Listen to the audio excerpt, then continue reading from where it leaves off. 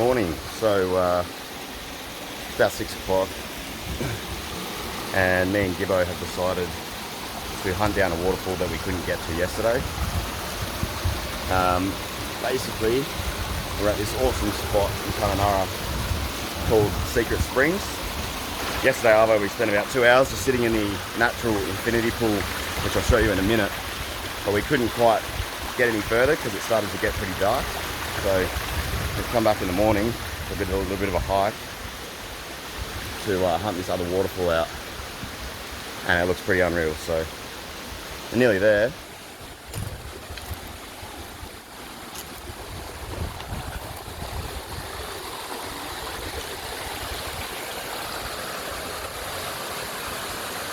First, we're going to go back to where we went before Broome. So basically, here we spent a night at Cape Kunanurra, I believe it's pronounced. It's about 4 hours south of Broome. So on our way up from Port Hedland, we stayed here for the night. Did a bit of fishing, had a look through the mangroves for some crabs. We saw plenty of fish, but unlucky we didn't catch any. It was a really good spot. We paid, I believe, $16 per person per night. So apart from the bugs, it was a really awesome camp. The next day we headed up to Broome, and overall we spent 5 days in Broome. We had a couple of days at a caravan park where we basically just camped up and organised a few things and went shopping and stuff like that, and then went north up past Willie Creek, Barrett Creek and Point Sampson here. We did a night here which was really nice. As you can see, the sunset is absolutely unreal, and that was basically all we did in Broome. A little bit of a look around and camping while we waited to check out Gibbo's four-wheel drive.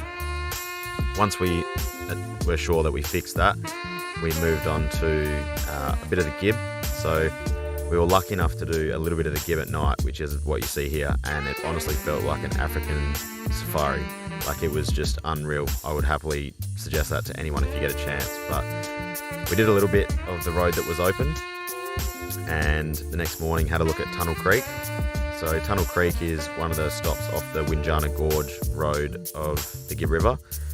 We went there and we were lucky enough that we had the whole place to ourselves, so got the drone out and got a bit of footage. It's basically a long river that runs through a tunnel into the rocks, and there's a river that flows through it. This awesome boab tree on the right there that stands out. Plenty of bats and fresh water, so we just basically went for a look around. Nowhere really good enough to swim, but definitely worth a stop if you're in the area. We headed along the Gibb after that and got to a large quarry. I can't remember the name of the quarry, but unfortunately we saw this guy that had stuck his truck in the mud. Looked like I'd been there for a week or two, but this quarry was a nice little spot we actually had a swim in. No crocs or anything like that, so there was a bit of a nature's window there. And quick swim to cool off. So after that we carried on. We did stop at Purnululu National Park, also known as the Bungle Bungles, but I don't have a lot of footage of that, so that's probably time for another video. But we moved on to Kunanurra, which so far has been our favourite spot of the trip. So we got there pretty late in the arvo and spent the night at Buttons Crossing, which is what you see here. Very popular for crocodiles, so we didn't hang around too close to the water. We kind of just set up for the night and had a sleep. Woke up in the morning, and this is Ivanhoe Crossing, probably a well-known crossing that you've seen on YouTube or Facebook or something like that. So this is one of the main exits or entrances to Kunanurra. It was open the whole time we were there, but I imagine with some heavy rain they do close it. It's public. It's a public road, and a lot of people do use it. So the water level wasn't too high. I mean, I'd say if it does get much higher than what we were, you'd probably want to snorkel, but we just cruised through nice and slow and didn't have a problem. I did see a lot of all-wheel drive, like Honda CRVs and stuff like that go through, so I don't think it would be a problem at this time of year. But Kunanurra we did love. It had a lot of little waterfalls and swimming holes for us. We didn't have any luck with the fish, although I did get a small barra on the rod off Ivanhoe Crossing here the next day, and unfortunately got off just before I could land it. So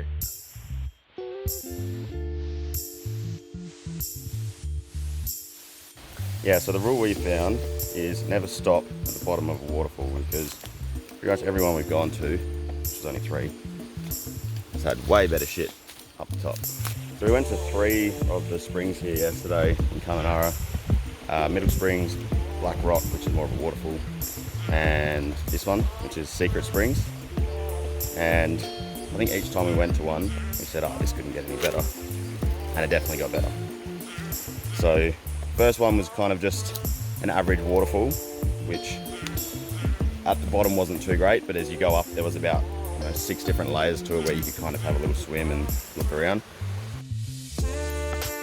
So this first one here is Middle Springs, which from the bottom doesn't look too exciting, but if you're wise enough to climb the waterfall like we learned, all the best stuff is up the top. So you've got a nice little swimming hole at the bottom, but the river flows down through like multiple waterfalls and layers of different infinity pools and little rock holes full of fish and little shrimp and stuff like that. So we did climb right to the top, and there's a bit of a hiking trail, I believe, over this at the top we saw a family do. So don't ever stop at the bottom. As you can see here, there's like 5 or so layers that you can climb up and swim in like any of those pools. So I definitely recommend checking this one out. This is about 5 or 10 minutes out of Kunanurra. You take the Ivanhoe crossing out and you can turn in straight off the main road that the Ivanhoe crossing is on. Black Rock was basically one big swimming hole with a big waterfall about 50 metres high. It was still flowing a little bit, but it was definitely a bit more chilly and everything like that. Black Rock is basically a short little trip, 5 or 10 minutes from Middle Springs. We had a little swim at the base of this one just because the waterfall was so nice. It was a bit chilly compared to the first one just because there's no sun on that pool at the bottom there, but then we moved on.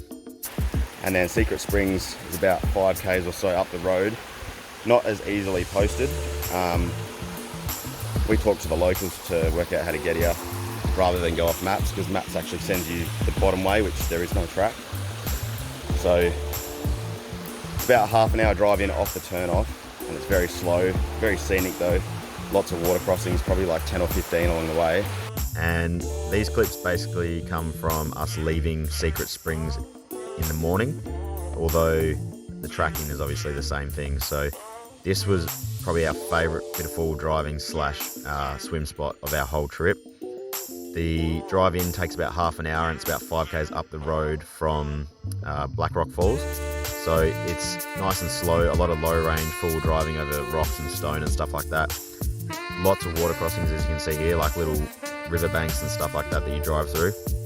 The deepest one was probably about a tire depth, so around 400 mil, something like that, but still had a solid base, so nothing too much to worry about. We did see a couple other cars on the way in and on the way out, so it is a known spot, but definitely a lot quieter than the first two, and I think that's why we liked it the most. It just had a bit more privacy. We had the whole spot to ourselves for a couple of hours, and I'm a big fan of just like this kind of full driving, like water crossings and everything like that, especially when you've got it all to yourself. It just really makes it feel a bit unreal. And if you're looking how to get here, definitely ask the locals and don't rely on Google Maps because it'll take you the wrong way.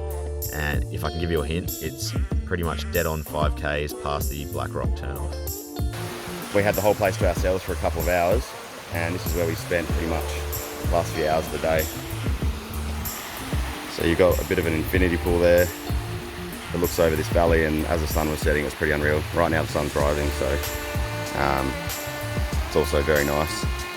So we just sat in the pool and had a couple of drinks, and there's another swimming hole just down further. Basically got like a natural water slide that goes into it, and it's very deep. We probably guessed it at about 4 meters deep, so you can jump off any rock around there and you feel pretty safe.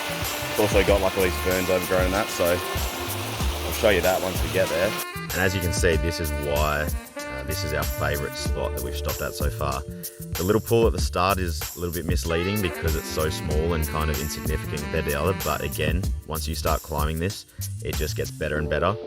This little part right here is awesome. It's so deep and there's a waterfall that runs straight into it and it's nice and shaded, so that's a perfect spot for a bit of cliff jumping, a few flips, stuff like that, and a morning swim, which is what we did here. And then if you go up a little bit further, you've got the water slide there, and then this infinity pool that finishes on top. So just an unreal place. So I hope you check it out. If you enjoyed the video, guys, please give it a thumbs up and subscribe, and we'll see you in the next one.